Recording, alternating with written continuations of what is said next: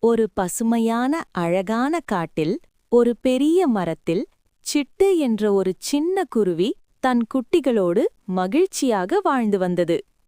சிட்டு ரொம்ப சின்னதுதான், ஆனா அதோட அறிவு ரொம்ப பெரியது.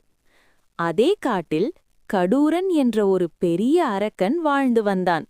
அவன் எல்லா விலங்குகளையும் பயமுறுத்துவான். ஒரு நாள் அரக்கன் அந்த மரத்தின் கீழ் வந்து பயங்கரமா கர்ஜித்தான். இந்த மரம் எனக்கு வேணும், இங்க இருக்கிற எல்லாரும் உடனே ஓடிப்போங்க. இத கேட்டதும் மான், முயல், அணில் எல்லாம் பயந்து ஓடின. ஆனா சிட்டு மட்டும் ஓடவில்லை.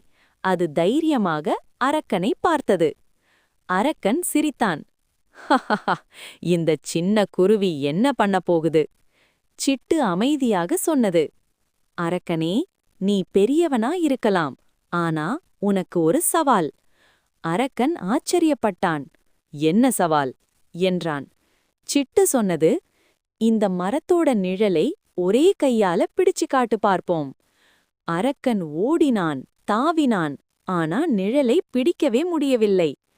சிட்டு சிரித்தபடி சொன்னது, "பார்த்தியா, சில விஷயங்களை பலத்தால வெல்ல முடியாது. அறிவாலதான் உண்மையான வெற்றி கிடைக்கும்."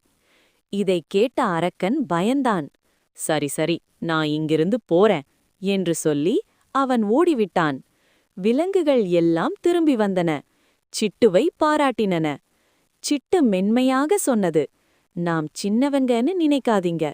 அறிவு இருந்தா எந்த பெரிய பிரச்சனையும் சின்னதா ஆகிடும்." குழந்தைகளே, இந்த கதை சொல்லும் நீதி என்ன? அறிவு பலத்தை விட சக்தி வாய்ந்தது.